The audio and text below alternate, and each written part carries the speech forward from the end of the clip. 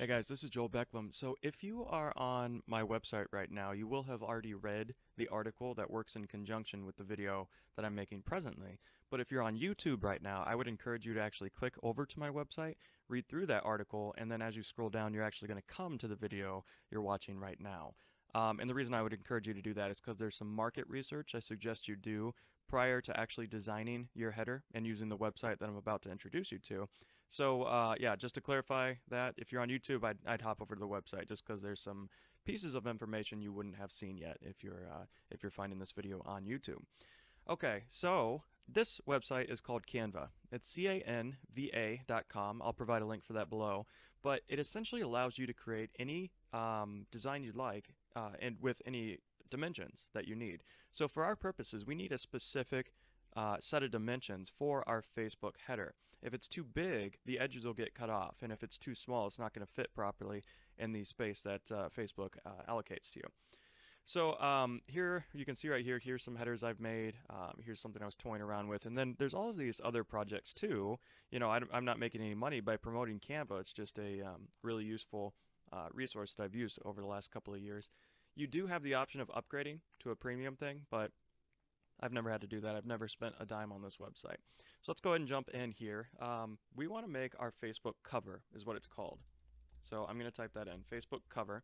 And you're going to see, like I just mentioned, it's specific dimensions. You're looking at 820 pixels by 312 pixels, which to me, that almost seems like an arbitrary size, but I'm sure they have a good reason for making it that particular size. So once this page loads, I just clicked on that back here, and it opened a new tab. Excuse me, opened a new tab. And again, this is the exact size we need. So we can design this without having any concern about it not being correct. So let me give you a tour of this site. I'm not actually going to show you how to make my header, just because that would be a bit tedious for you to watch. I intend on spending a good amount of time in making 3 variations for people to vote on. But I'll go ahead and give you a tour of this site so you'll feel equipped to make your own. So over here, first of all on the left, you're going to notice I'm in this templates tab. That one's highlighted right here. And it's exactly what it sounds like. It's just all these templates, and you can choose from any of these. Now, sometimes you'll want to use your own image, and we'll get to that in a second. But if you find one of these that just really corresponds with the type of branding you're looking to communicate to your target audience, you're definitely welcome to use these. Something to keep in mind, though, is that some of them are not free. So, for instance, this one that right here says Spring is here. That one is free. But the one right below it with cat and book lovers, that one is not free. So if you were to click on this, that would mean there's some element within this that's not free, and we'll look for the watermark. I don't see the watermark. Something in this isn't free. It could be the whole design. But sometimes you'll see a watermark on some particular element. I'm not spotting. Yeah, here we go. So this bird, you can see the cross-hatching and then the Canva logo there. That means this bird in particular is not free. So if you were to want to download this image, it would prompt you to pay for it. So that's just something to keep in mind. I've spent time designing things and then realized that some element I was using isn't free, and that was frustrating because I'd spent all that time designing. So I just wanted to give you a heads up on that.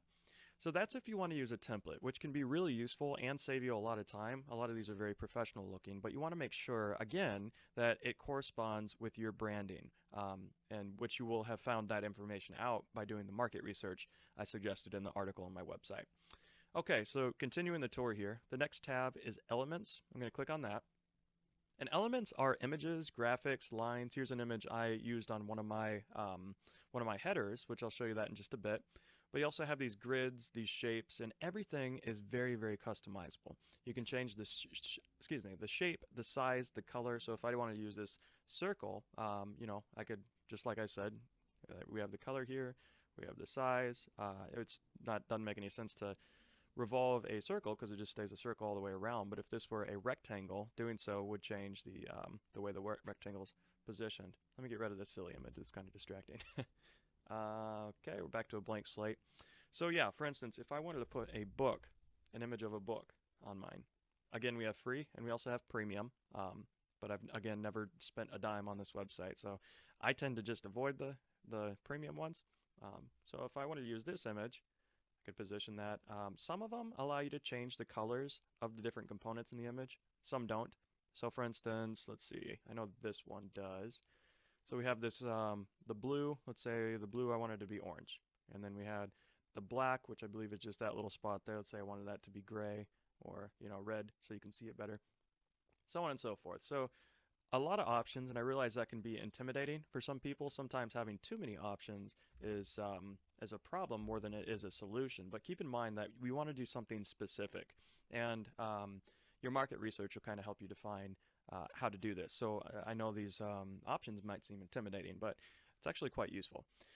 So this text tab right here is exactly what it sounds like. You have heading, subheading, and body text. These three right here are all the same. They only vary by size. So if I click on this one, I can then customize that as well. You might see customization is a pretty big theme on this website. I can change the font type, the size, the color, make it bold, italicized, make it italics. The alignment, I can make it capitalized or lowercase.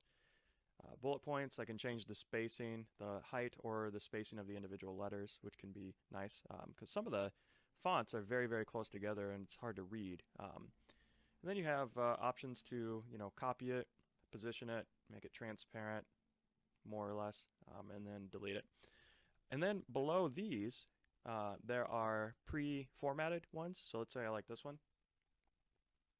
And something to keep in mind, this has been happening from time to time for me, and I had to kind of figure out how to figure it out. But it appears below the image, and so you'll notice I just resized it until I saw it, and then I can drag it up. I'm not quite sure why it does that. It's kind of irritating, but once I figure that out, it's no big deal.